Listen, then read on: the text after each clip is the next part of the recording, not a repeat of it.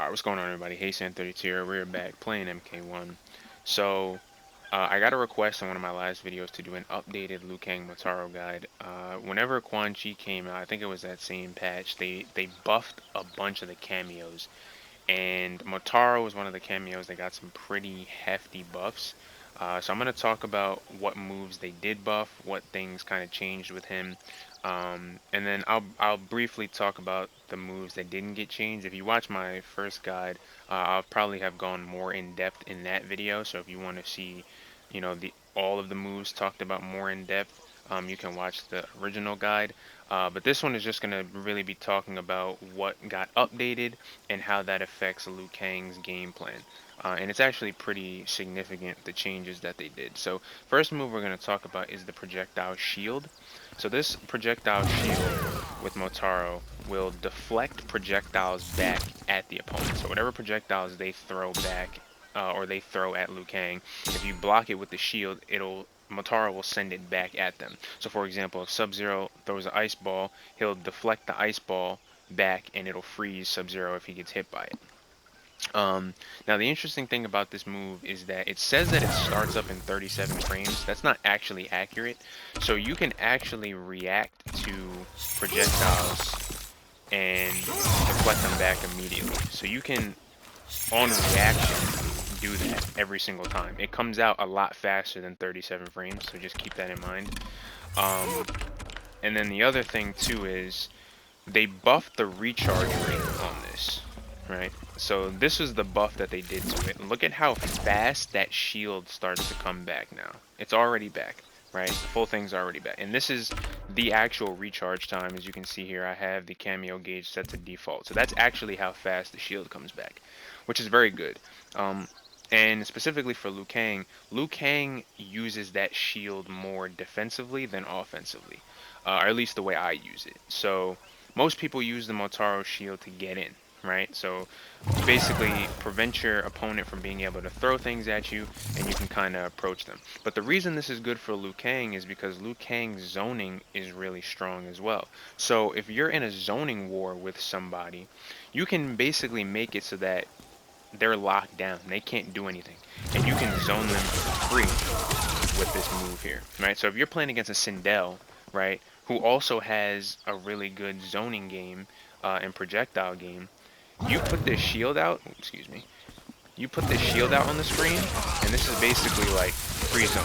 She can't do anything here, right? And it's really good for playing keep out against certain characters if you just want to play that game, or if you know it's a late game situation and you want to just be able to keep them out, especially against a character like Sindel who doesn't have a full screen move that she can just hit you with. Like for example, against Sub-Zero, right? He can still slide from full screen, so he still has something that I have to worry about. But against a lot of characters, right, you can kind of just zone them for free when their shield is out. And because of how fast it recharges, there's really no downside to it. So yeah, that's pretty much the shield. You can use it offensively, to get in if you want, or defensively. I made mention of this in the original video that he has better ways to get in than using the shield. But because of how fast it recharges now, you could make a case for shield being, the best option for him if you want to get in now. So you can just use this shield and walk behind it, and because it comes back so fast, once you get in, you have, at least half of your cameo bar back by the time you are able to start doing your offense, to where now you still can access your other tools that you have, right? So yeah, that's the shield. Now, the next move that got changed is the low shot, and the low shot is a huge buff. So, originally this low shot used to be +5 on block. And I mentioned in the original video that +5 on block is really good for Liu Kang because it guarantees a strike throw, right? Basically, at +5, if I go for a grab and you try to mash, my grab will beat you out. If I go for my 10 frame sweep or my 10 frame mid, both of those options will beat you out. But the idea is you want to condition your opponent so that they start respecting you, and then you can start going for forward 4. Because forward 4 as a mid option, even though it's slower than back 2, is hit confirmable. right? So I can do forward 4-3, and let's say they read throw, and they get tagged by the forward 4, I can now hit confirm it into a full combo. Whereas if you would have to commit to back 2-3, and they block the back 2, they can just duck the last hit of the string and punish you for it, right? So the idea was to condition your opponent to be able to force them to block forward 4, right? You don't have to worry about conditioning them anymore now because Motaro's low shot in this patch is now plus 13, as you can see in the bottom left corner. Plus 13, which means my forward 4 jails automatically by itself. And just to show you, I'll try to time it here so you can see.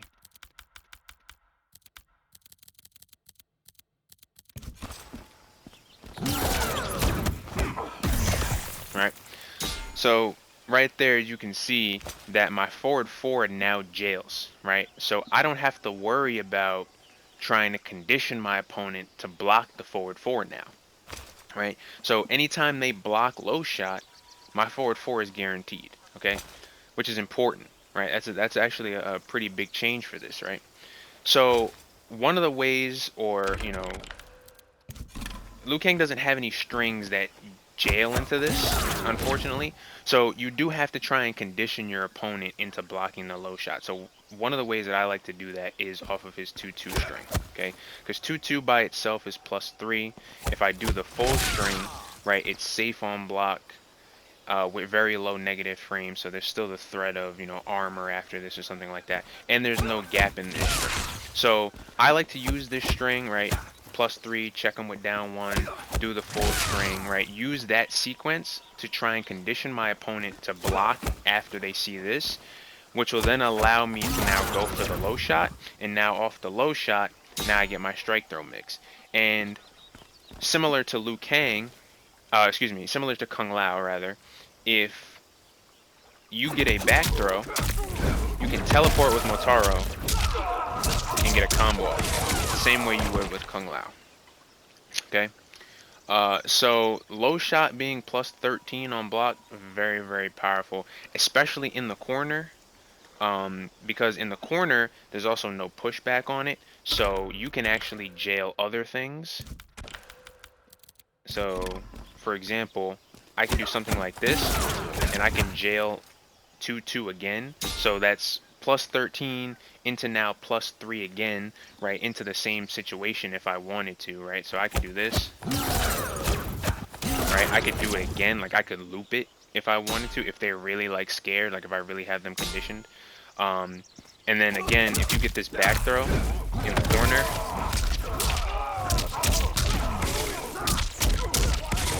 right, you could lose a lot of damage off of that, right? And then of course, if you get hit by forward 4 in the corner, you know what type of damage Liu Kang can get just by himself. So that plus 13 is very, very powerful. Very, very powerful. I'll briefly talk about the other moves too. So teleport does what you expect the teleport to do. Everybody's seen Motaro's teleport at this point. What's really good for Liu Kang is that this is one of the things that I mentioned about him having better options to get in as opposed to using the shield.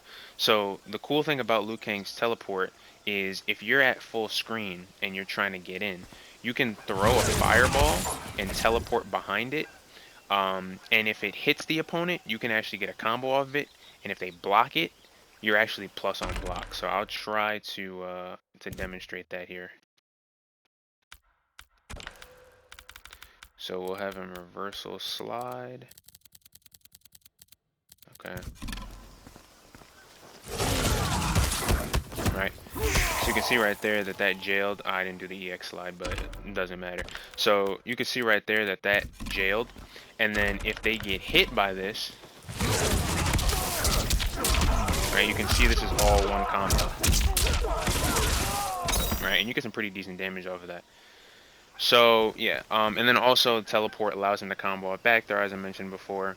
So he got some pretty decent options off the teleport. Also, for example, certain characters, like let's say for example, like Raiden is charging up those orbs. You can see him charge up the orbs and then teleport behind him on reaction and get a punish.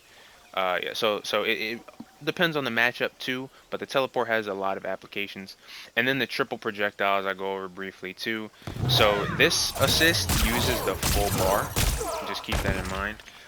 But this assist is really good in a lot of situations. So it's good offensively, if you want to get sequences where the opponent is basically locked down. So I can do this projectile here and then start, throwing projectiles at you from full screen, and you basically have to hold all of that.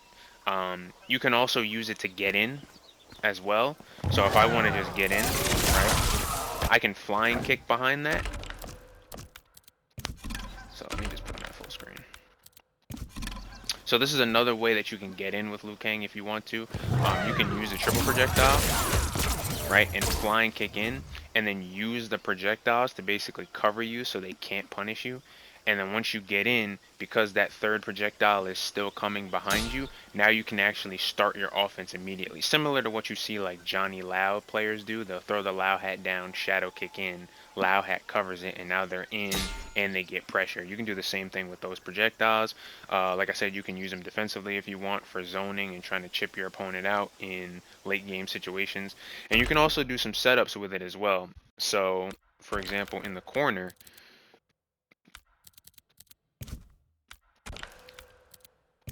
right? So if you get a knockdown in the corner, you can set this up, right? And then you get some interesting options off of this. So I'll just do a regular combo here. I'll set it up, right? And you can throw them into it.